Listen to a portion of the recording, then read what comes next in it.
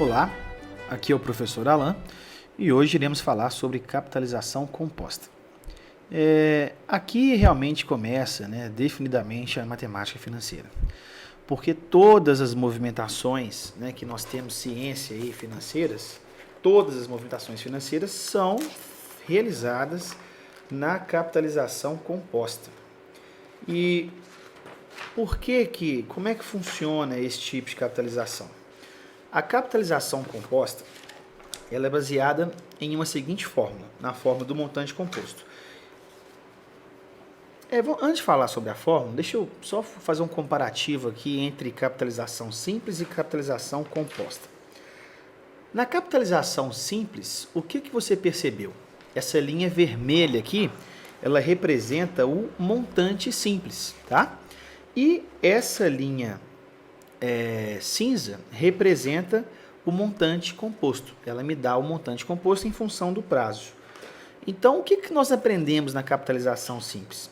O juro que você paga, ele é sempre incidido, ele sempre incide sobre o valor que você pegou emprestado. Ou seja, os juros são constantes. Você sempre paga o mesmo valor todo mês em que você está utilizando aquele capital, né? Por isso que o gráfico de uma função de um montante simples, em função do tempo, vai ser uma linha reta. Por quê? Porque a capitalização simples, ela funciona de modo linear, porque os juros são constantes. Você paga sempre o mesmo valor. Agora, já na capitalização composta, quando a gente tem juros compostos, já não funciona assim. Não é aquela antiga expressão que com certeza você já escutou. Juros compostos são juros em cima de juros. Ou seja, em um mês, se eu peguei R$1.000 emprestado, no primeiro mês funciona igualzinho a capitalização simples e composta. Eu pago uma porcentagem do que eu peguei emprestado. Em um mês, juros compostos e juros simples é a mesma coisa. Agora, a partir do segundo período, o que acontece? No juros simples, você continua pagando o mesmo valor. Já nos juros compostos, não. Eu já não devo mais aquele valor. Eu devo aquele valor acrescido dos juros. Ou seja, se eu peguei R$1.000 a um juros de 10% ao mês, no juros simples, todo mês eu vou pagar R$100 de juros, porque eu devo apenas R$1.000. Agora, nos juros compostos, não. No primeiro mês, devo 1.000, então paguei 100 de juros. Agora, no segundo mês, eu já não devo 1.000, eu devo 1.100. Ou seja, os juros, eles são agregados ao valor devedor. Ou seja, se eu devo 1.000 mais 100 de juros, agora eu devo 1.100, não 1.000. Então, os juros são calculados a partir desse novo saldo devedor e não apenas dos R$10.000 iniciais, dos R$1.000 iniciais. Então, a expressão que você utilizou, que você escutou, ela é realmente verdadeira. Juros compostos, nós temos juros incidindo sobre juros, juros em cima de juros. Então, você percebe aí que o gráfico, aqui está um pouco pequeno, mas o gráfico dos juros compostos, ele tem um crescimento exponencial. Já não é mais uma reta. Então, você percebe aqui que à medida que você vai aumentando o prazo, essa linha cresce rapidamente aí, vai para cima muito rápido. Em contrapartida do juros simples, que vai sempre em modo linear, sempre de uma maneira previsível aí, né? Já o montante composto, não. Se você tem um prazo mais esticado, você vai pagar um montante muito alto em relação a esse prazo esticado. Por isso, quando você compra um carro financiado, às vezes você não pensa, o erro, principalmente do brasileiro, ele não pensa na parcela, aliás, ele não pensa na taxa ou no período que ele vai pagar isso. Ele pensa simplesmente na parcela. Aí é que está o perigo. Ele só pensa naquele compromisso que ele pode errar mensalmente. Aí eu posso honrar R$100 mensais. Então, a parcela para ele, se passar de R$100 não dá. Se ficar de 100 para baixo, ele assume, independente da taxa que ele está utilizando e do prazo. Coisa que não seria o correto, né? Por que muita gente se estrepa quando pega um financiamento a longo prazo? Aí ele paga, vamos supor, 12 meses e fala assim, eu quero quitar a minha dívida. Quando ele assusta, a dívida dele está lá altíssima ainda. Por quê? Porque ele está pagando, no início, a maior parte são juros. Quase que ele não amortiza nada do valor. Então, esse é um erro muito grande que a gente tem em pensar apenas na prestação. para a gente tomar uma atitude racional, a gente tem que levar todos os fatores em consideração, porque todos eles interferem no montante composto. Tanto o prazo quanto a taxa tem que ser levada em consideração, viu? Então, os juros compostos têm um crescimento exponencial e os juros simples já tem um crescimento linear. Então, vamos aí para entender um pouquinho mais desses juros compostos, como eles funcionam na prática. O montante composto, o sistema composto, né, de capitalização, basicamente ele é utilizado dessa fórmula aí, que é do montante composto. É ela que a gente vai trabalhar. M é igual a C, que multiplica 1 mais I elevado a N. Olha aí o caráter exponencial, né? Olha onde que está o Nzinho aí, está em expoente. Por isso que o montante cresce absurdamente em relação ao período que você tem. Quanto maior o período, mais você vai engrossar esse montante aí. Então o M continua a mesma coisa, né? Montante é o valor futuro. O C é o capital. O I é a taxa de juros. Quando a gente usa a fórmula, a gente trabalha na forma unitária, assim como no juros simples.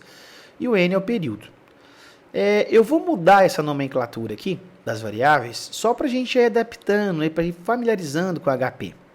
Então, o M vai passar para FV, que é a mesma coisa, valor futuro. O C nós vamos chamar a partir de agora de PV, que é o valor principal ou capital inicial, conhecido também como valor presente. O I é a taxa de juros, só que agora a gente... Não, deixa eu falar sobre isso quando tiver com HP aqui. E o N o período, beleza? As fórmulas derivadas em relação à fórmula inicial, tem várias. Coloquei duas aqui porque a gente não vai utilizar muito isso não. Para achar o valor principal, então a gente passa, tá multiplicando, vai para lá, vai dividindo. A mesma coisa acontece se a gente quiser achar os juros que vai se pagar, né? Tem essa fórmulazinha aqui, ó, que é o juros, o que é? É o montante menos o capital. E através de continhas, a gente chega nessa fórmula aqui, ok?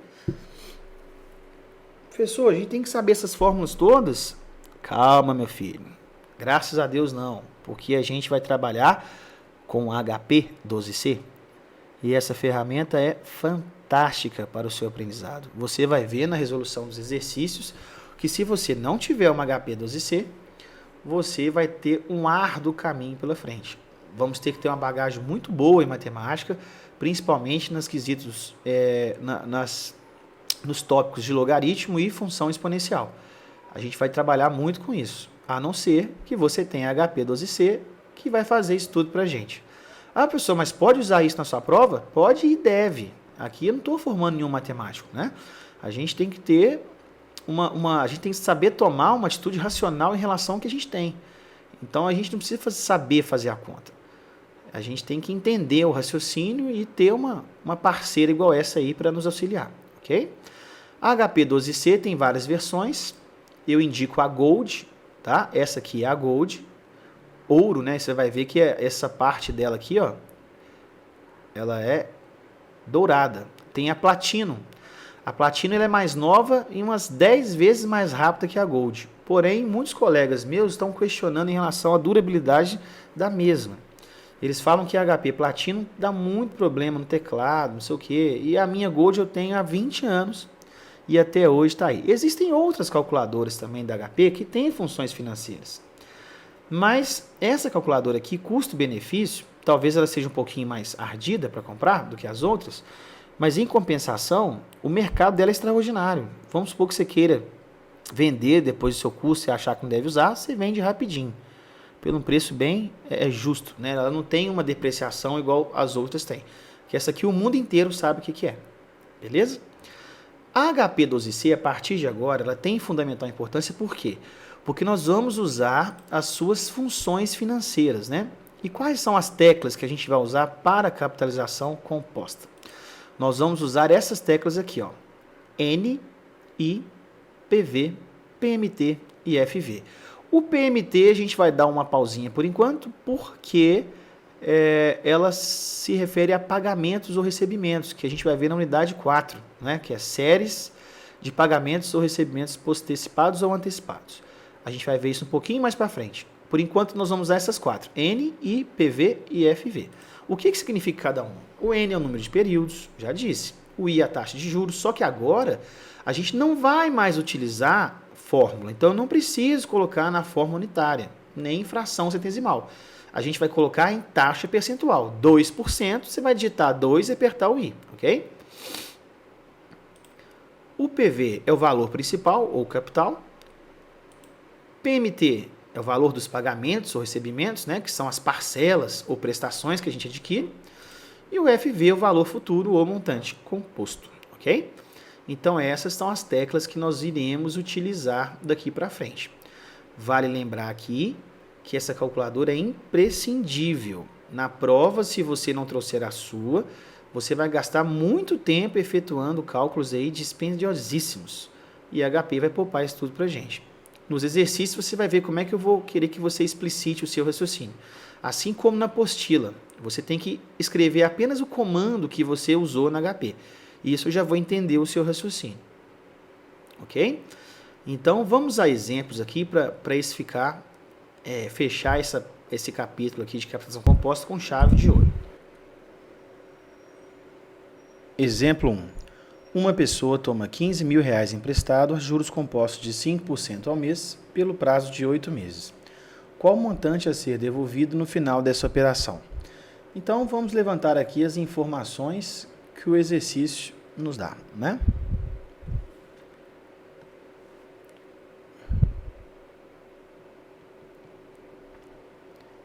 Dados. O que o exercício forneceu para a gente? Tomou R$15.000 emprestado. Então, a gente já sabe que isso aqui é a mesma coisa que capitalização simples. Isso é o valor principal, né, que é o capital. E a gente vai convencionar que isso aí vai receber o nome de quê? PV. Mas é o capital. Estou chamando de PV para a gente adaptar com as teclas da HP. Então, dado PV igual 15.000. O que mais? A juros compostos de 5% ao mês. Então, aqui, a taxa de 5% ao mês. Beleza? Pelo prazo de 8 meses. Então, N igual 8 meses. Lembrando que a gente tem que ter a taxa e o período sempre no mesmo tempo. Qual o montante a ser devolvido no final dessa operação? Então, montante a gente vai chamar de FV. Não é isso? FV, eu não sei, é o que eu quero descobrir. Nós já sabemos que a fórmula na capitalização composta para obter o montante é essa aqui, ó.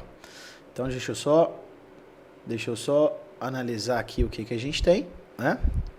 Já pegamos as informações aqui, não é isso? Então, vamos lá. Qual é a fórmula do montante composto? A fórmula do montante composto é essa aqui, ó.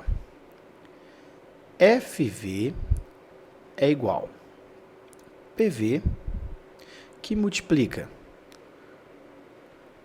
1 mais I elevado a N. Essa é a fórmula do montante composto. Então, o que a gente tem aqui? Qual a informação que nós temos? Vamos substituir os dados que eu tenho.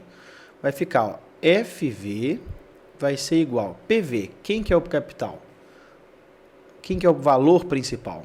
É o valor que se empresta ou que se pede emprestado. Então, o nosso PV aqui, 15.000, que multiplica 1 mais I. Quem que é o I mesmo? Isso, o I é a taxa. Só que a gente coloca aqui na forma unitária, como na capitalização simples. Quando a gente trabalha com fórmula, a gente expressa a porcentagem na sua forma decimal ou fração centesimal. Então, vou preferir aqui colocar em fração centesimal. Então, aqui vai ser 0,05. Isso tudo aqui elevado ao período, que é o N, que é elevado a 8. Então, como é que vai ficar aqui pela fórmula? FV é igual 15.000, que multiplica 1 mais 0,05, 1,05, não é isso? Elevado a 8. Então, aqui a gente tem uma continha para fazer, né? Uma expressãozinha, ficando assim. FV, que é meu valor futuro ou montante, é igual 15.000, que multiplica, a gente vai fazer essa continha aqui.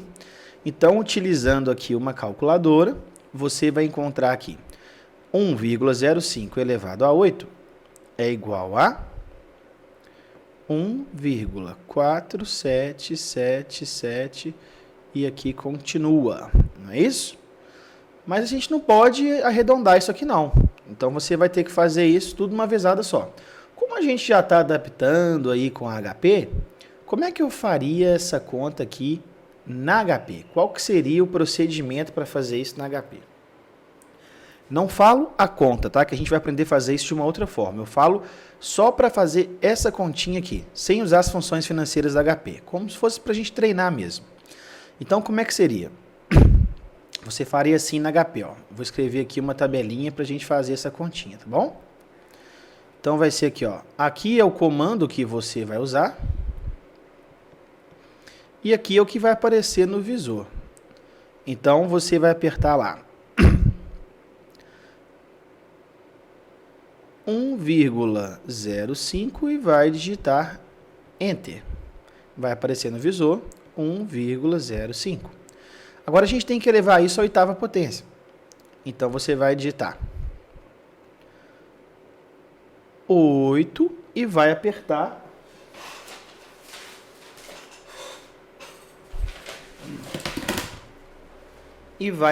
a tecla de potência. Que tecla que é essa de potência?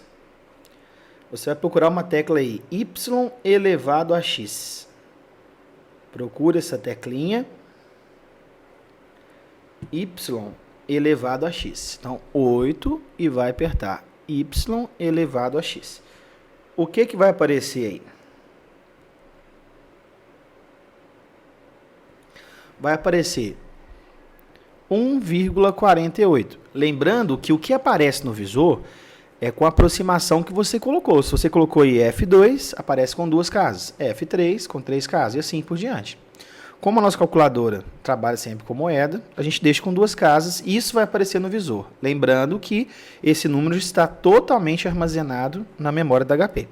E agora a gente tem que multiplicar esse número por 1.500, por 15.000.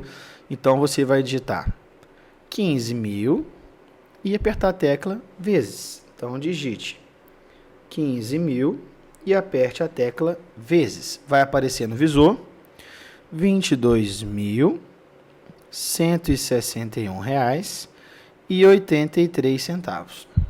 Então essa aqui,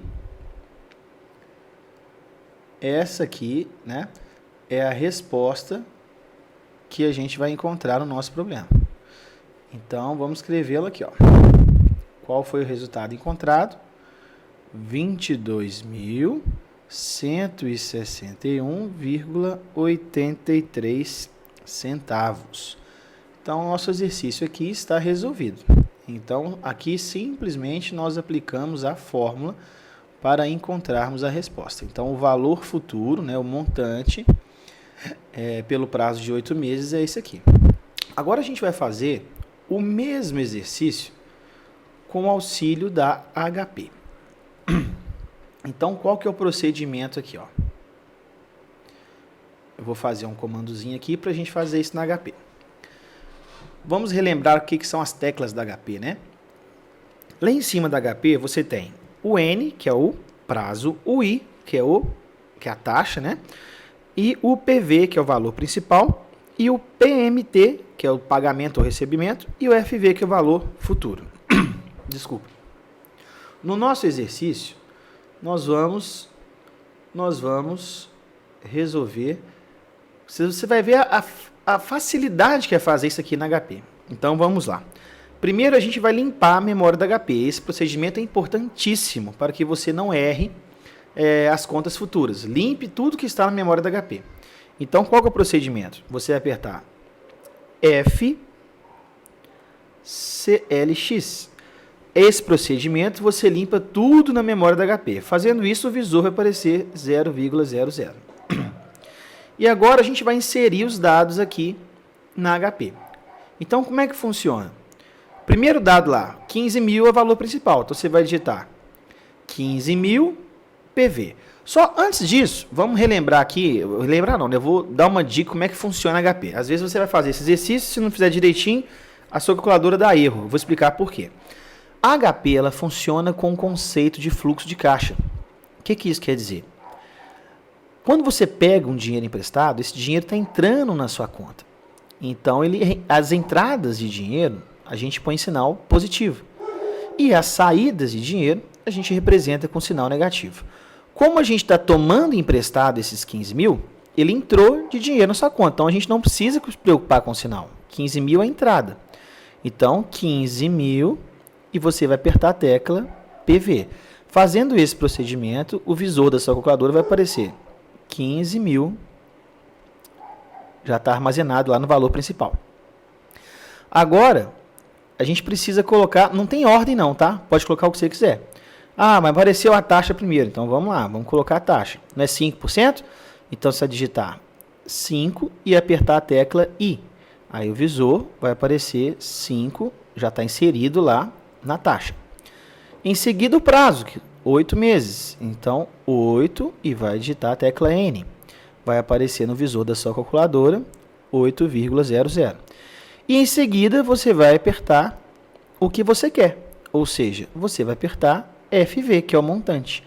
Como um passe de mágica, vai aparecer no seu visor 22.161,83. Olha lá, o mesmo resultado que nós fizemos com cálculos pela fórmula, se bem que aqui foi tranquilo também. Mas se eu pedisse o prazo ou a taxa, você iria perceber que você teria uma dificuldade enorme para resolver esse tipo de problema. Então veja o tanto que a HP é uma ferramenta importantíssima, né, para a gente trabalhar aí com capitalização composta. Só apertando aí, com 2 segundos, você faz um exercício desse jeito aqui. Ok? Vamos para o próximo exemplo. Exemplo 2. Em que prazo um empréstimo de R$50 mil pode ser quitado em um único pagamento de R$ 90.436,30, sabendo-se que a taxa mensal praticada nessa operação for de 2,5% ao mês? Quando a gente não fala que tipo de capitalização foi utilizada, a gente convenciona que isso aí foi trabalhado no sistema de capitalização composto, ok? Então, assim como o primeiro exemplo, vamos levantar as informações dadas no enunciado. Então, o que foi dado? Ó, foi dado lá, em que prazo o empréstimo de 50 mil. Então, eu peguei emprestado, é o valor principal, né? PV é de 50 mil reais. Quitado em um único pagamento de 90 mil. Então, isso aqui, esse único pagamento, vai ser meu valor futuro. Ou seja, em tanto tempo, esse empréstimo aqui, eu tive que devolver R$ 90.436,30. Então, isso aí é o valor futuro, que é R$ 90.436,30. Beleza? Ele me deu a taxa também disso. Então, qual que é a taxa?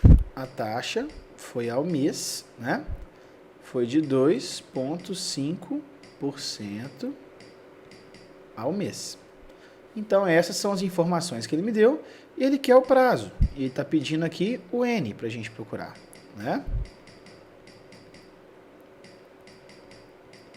Beleza. Então, vamos lá utilizar a fórmula. Qual que é a fórmula? A fórmula é FV é igual a PV que multiplica 1 mais I elevado a N. E o que nós temos aqui de informação? Vamos substituir. FV vai ser 90.436,30 igual a PV, que é o quê? 50 mil, que multiplica 1 mais a taxa. Quem que é a taxa mesmo? Isso aí. A taxa é 0,025. Lembrando que a gente coloca em fórmula sempre na taxa unitária. É só andar 2 casas com a vírgula para a esquerda, que a vírgula estava aqui, andou 2 casas para a esquerda, já está na forma unitária, ou seja, em decimal. E o N que eu quero está aqui. Agora você vai ver que vai começar a complicar para achar essas coisas aqui. Por quê? Você vai ter que ter uma bagagem boa de matemática para resolver isso. Por exemplo, o n apareceu em expoente. Então, a incógnita está em expoente aqui. Então, isso é uma equação exponencial. Já não é tão simples de resolver. Então, vamos ver o que dá para fazer aqui. 90.436,30 é igual a 50.000 que multiplica 1,025 elevado a n. Então, vamos isolar isso aqui. Vai ficar 90.436,30 é igual, presta atenção, o 50.000, ele estava fazendo o que aqui, ó? Multiplicando. Se a gente passar ele para lá, ele vai o que, gente? Isso aí, ele vai vir aqui dividindo todo o primeiro membro. Então, 50.000 vem para cá dividindo. Quem é que sobrou no segundo membro? 1,025 elevado a n. Agora, como é que a gente faz isso?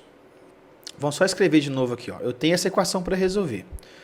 1,025 elevado a n é igual a quê? 90.436,30 sobre 50.000. Aí é que tá.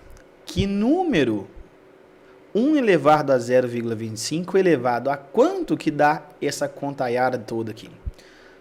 Então, a gente vai ter que usar aqui um conceito da matemática. Ou seja, como a gente tem uma igualdade aqui, ó, essa igualdade nos dá, né, a liberdade de fazer o que eu queira, desde que seja dos dois lados. Pensa em um prato em equilíbrio. Se eu coloco 10 quilos de um lado da balança, coloco outros 10 quilos aqui, a gente mantém um novo equilíbrio. Então, com esse princípio aqui, o que eu quero dizer? Se você somar 1 no primeiro membro e somar 1 no segundo membro, você não muda a sua igualdade. Então, para a gente extrair esse n aqui em potência, a gente vai usar aqui um artifíciozinho de cálculo, que é extrair o logaritmo na base 10 aqui dos dois lados. Então, olha o que eu fiz aqui, ó. Extrair o logaritmo dos dois lados da igualdade.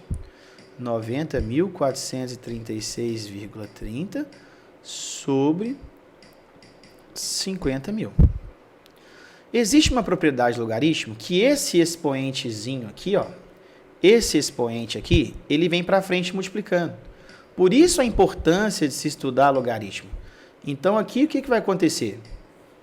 Vai ficar n que multiplica log de 1,025 é igual a log de 90.436,30 sobre 50.000.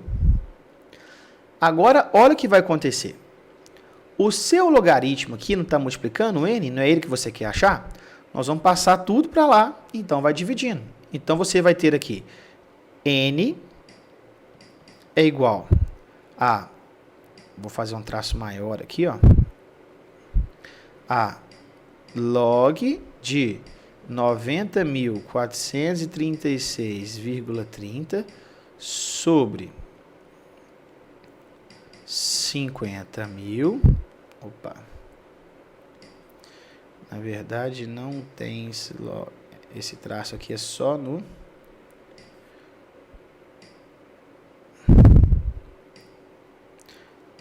Sobre quem, gente? Log de 1,025. Ou seja, ele está aqui multiplicando, vai para lá dividindo. Então, olha a conta que eu tenho que fazer aqui agora. Eu tenho que pegar uma calculadora científica e fazer esses logaritmos aqui, né? Existe uma propriedade dos logaritmos que essa divisão aqui, ó, divisão vira uma subtração. Então, n vai ser igual, presta atenção para não confundir tudo aqui. Vai ficar log de 90.436,30 menos log de 50.000, tudo isso dividido por log de 1,025. Fazendo essas continhas aqui com uma calculadora, você vai encontrar log de 90.436,30, você vai achar 4,95 e aqui vai borracha. Menos log de 50.000 vai ser 4,69 e aqui continua. Isso tudo aqui sobre log de 1,025, que é igual a 0,0107 e continua. Essa continha aqui vai dar um valor aproximado, né? Que a gente não está usando os valores corretos, mas você vai encontrar lá 24. Aproximadamente 24. Olha o trabalhão que a gente teve para resolver esse tipo de exercício. Olha o tanto que foi dispendioso. Tivemos que lembrar de propriedades logarítmicas. Tenho que ter uma calculadora científica que calcula logaritmo. E eu posso errar aqui numa continha dessa e complicar minha conta toda, porque eu fiz um monte de operação matemática aqui. Então, olha como isso aqui vai ser bem simples de fazer usando HP. Professor do céu, você é sacana, hein? Você colocou isso aí só para sacanear. Não, esse é o recurso que a gente tem, né? Agora você vai ver a importância. Por que você tem que comprar HP? Por que a gente investe isso? Você vai entender agora por que você investe tanto na HP. Ó, qual que vai ser o procedimento aqui? Então, na HP 12C, como é que vai ficar essa conta? Acho que eu não vou conseguir diminuir, que eu ocupei muito espaço aqui. Vou fazer o seguinte, eu vou apagar isso, vou sumir aqui um pouquinho, só para a gente diminuir esse carinha aqui, ó.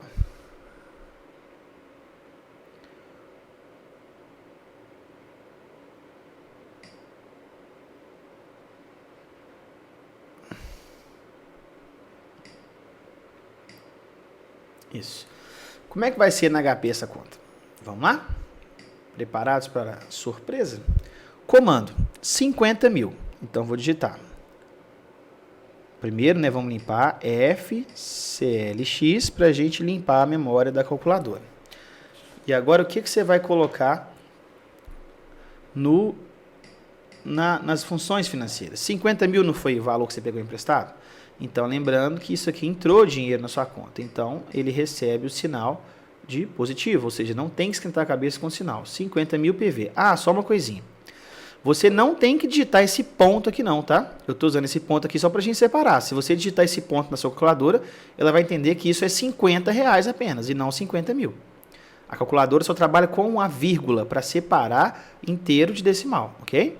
Então, vai aparecer na HP 50.000,00.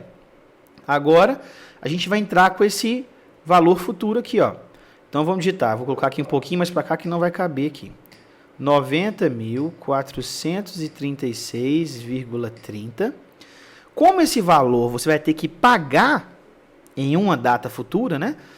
A gente vai ter que colocar um sinal de menos aqui. Então, você vai apertar a tecla CHS. Essa tecla CHS, o que ela faz? Ela insere um menos no número que você adicionou aí na tela. Então, essa tecla CHS só põe um menos, porque a HP, ela entende que esse valor eu tenho que pagar. Se eu tenho que pagar, eu tenho que colocar o sinal de menos. E eu vou colocar isso tudo com o valor futuro, ou seja, FV. Aí vai aparecer lá no visor, menos 90.436,30. Ok? Aí, vamos colocar o que está faltando? A taxa. Então, 2,5 e lembra que não tem que colocar em decimal aqui. Eu tenho que colocar na forma de taxa percentual, porque a HP já entende isso, né? Já foi programada para colocar em taxa percentual, não em decimal. Decimal a gente usa só quando for usar a fórmula. Vai aparecer no visor 2,50. Beleza?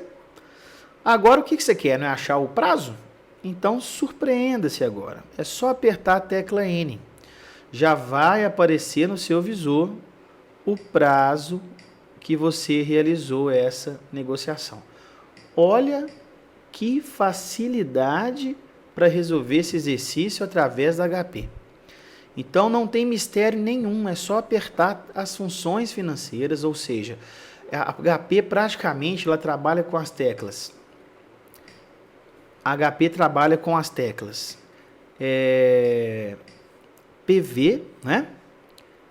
PV, vírgula, I, N e FV. São as mesmas funções, são as mesmas variáveis que aparecem na nossa fórmula. FV, o I, que está aqui, o N, que é o prazo, e o FV, e o PV, desculpa, que está aqui. Então, como é que funciona isso? A HP sempre vai te dar o que você quiser aqui, desde que você insira as outras três.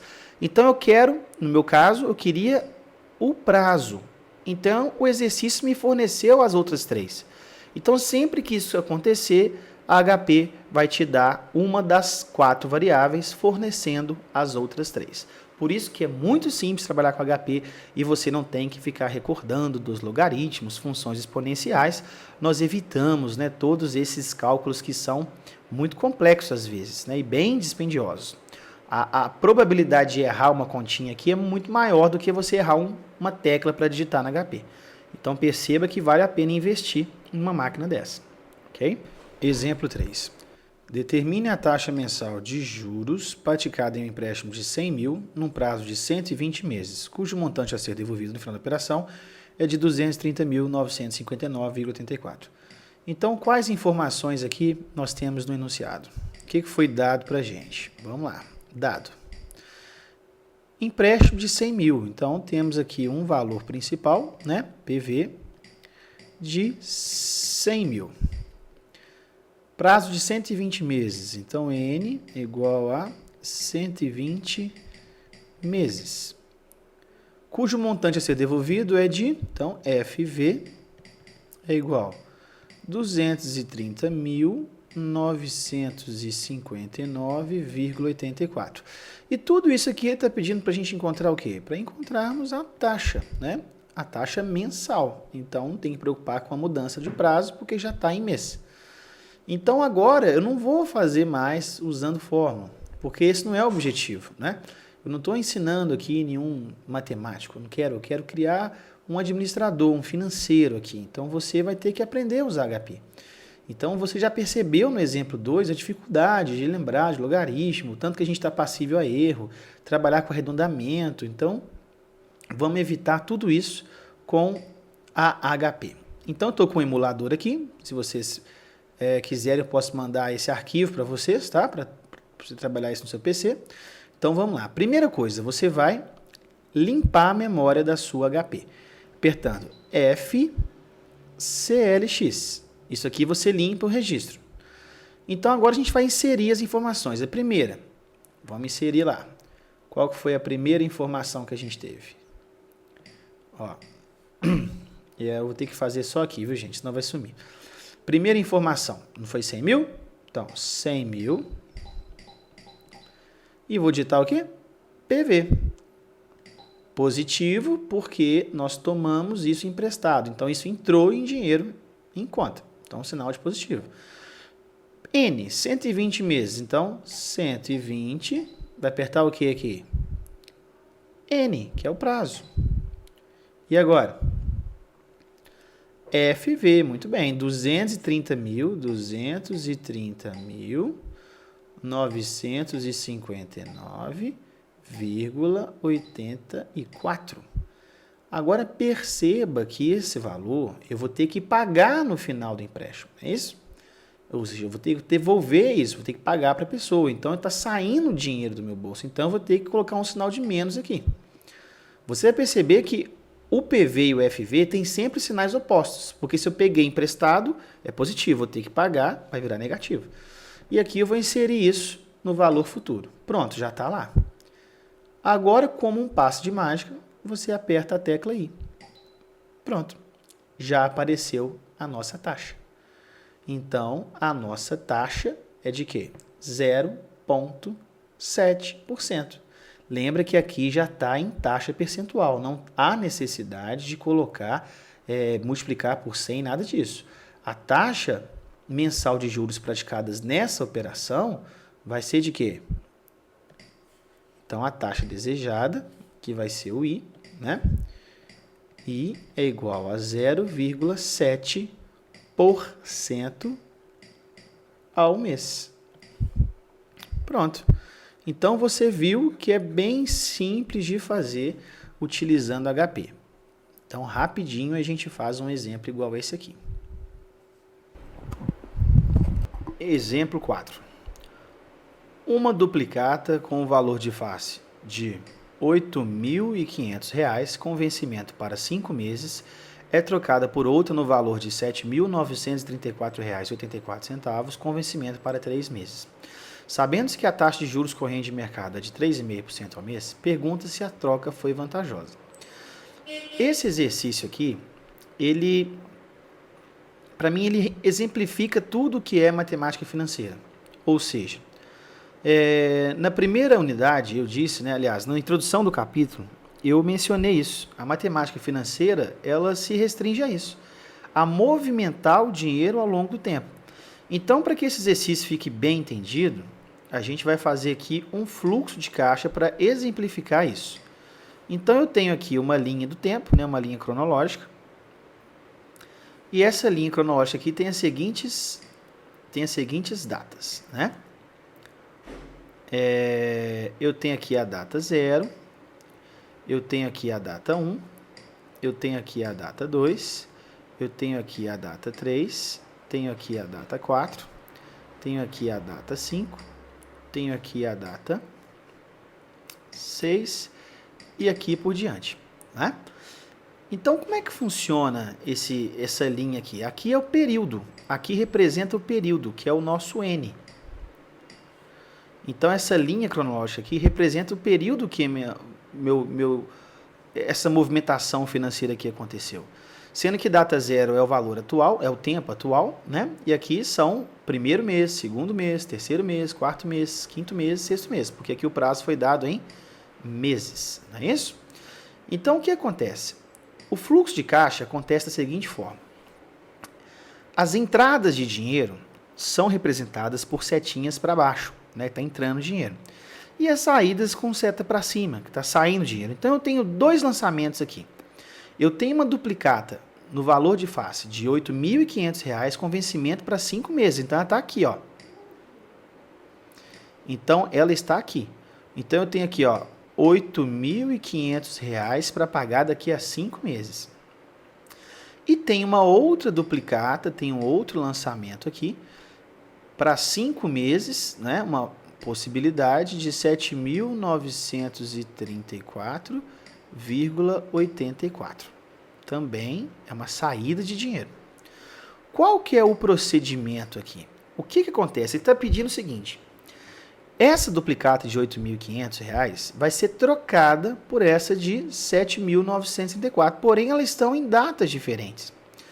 Do jeito que eu estou aqui, eu não tenho condição para falar se é vantagem ou não. Por quê? Porque o dinheiro está em tempos diferentes. E para a gente tomar uma decisão racional, a gente tem que colocar esses capitais em uma mesma data. Então, a gente tem várias maneiras de fazer esse exercício. Você pode, preste atenção, você pode pegar o valor na data 3 e levar esse valor para a data 5, ou você pode pegar esse valor na data 5 e trazer para a data 3. Porque aqui você está na mesma data. Se eu pego o valor na data 3 e levo para a data 5, eu tenho a mesma data focal e posso comparar qual que é mais vantajoso ou não. Ou posso pegar o valor da data 5 e levar para a data 3, ou então eu posso levar para qualquer outra data. Por exemplo, eu poderia pegar esse valor aqui na data 3 e o da data 5 e levar todos para a data 0, para ver o que isso hoje está valendo. Ou seja, para ver, comparar em qualquer data. Então, se a gente levar, o caminho mais fácil aqui é levar da data 3 para a data 5 ou da data 5 para a data 3. Professor, não entendi. Como assim? Então, vocês vão entender direitinho o que eu vou fazer. Ó, na data 3, a duplicata, ela vale o quê? 7.000, então na data 3, ó, vou colocar aqui. Ó, na data 3, ou seja, para n igual a 3, eu tenho que a minha duplicata vale o quê? Eu tenho um valor futuro, né? Eu tenho um FV de quanto? Eu tenho um FV igual a menos R$ 7.934,84. Então, essa informação aqui nós já sabemos. Aí, o que eu vou fazer agora? Eu vou pegar esse valor aqui de R$ 8.500, esse lançamento aqui na data 5, e nós vamos trazer esse valor aqui para a data 3. Ou seja, eu vou pegar essa data aqui e vou jogar aqui na data 3. Então, como é que vai ser o procedimento? O que eu tenho de informação? Então, eu tenho o seguinte. Eu tenho um valor final, né, meu montante de R$ 8.500. Eu tenho uma taxa de juros de mercado de 3,5% ao mês. São quantos períodos que eu vou transportar esse dinheiro? Data 5 para data 3, eu estou transportando esse dinheiro 2 períodos. Então, eu estou transportando esse dinheiro 2 períodos. Então, na data 3, eu quero saber o que esse valor futuro de R$ 8.500 representa na data 3, ou seja, voltando, retroagindo 2 períodos. Então, eu estou querendo descobrir o valor principal, né? Supondo que a data 3 é minha data base. Então, é isso aqui que eu vou descobrir. Então, utilizando a HP, como é que vai ficar isso? Vamos lá? Primeiro, vamos limpar o registro. FCLX. Beleza. Agora, vamos colocar as informações. Aqui não pode esquecer do sinal, hein, gente?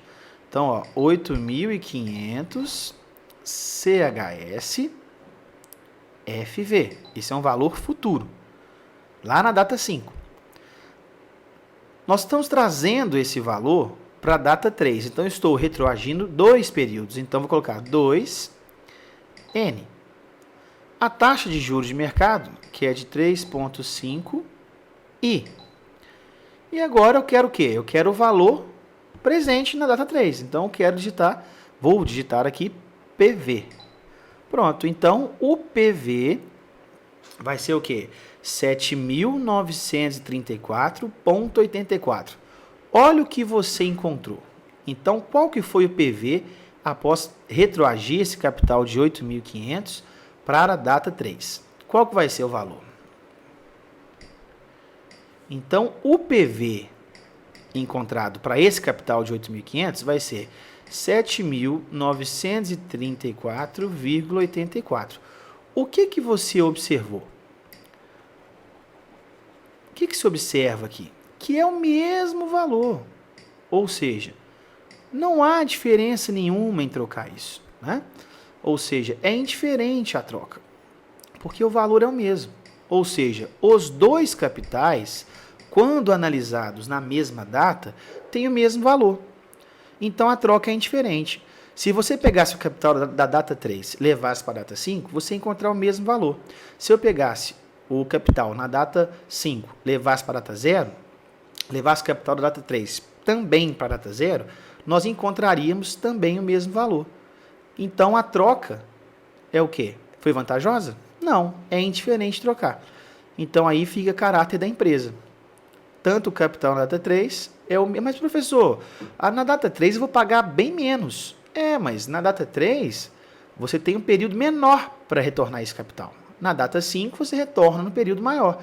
Então, isso vai depender do que a empresa tem em relação a capital de giro, se é vantagem ou não em relação à questão de estocar. Mas em relação a dinheiro, os dois capitais têm exatamente o mesmo valor. Então, trocar o capital da data 3 para a data 5, você vai trocar 6 por meia dúzia. É indiferente.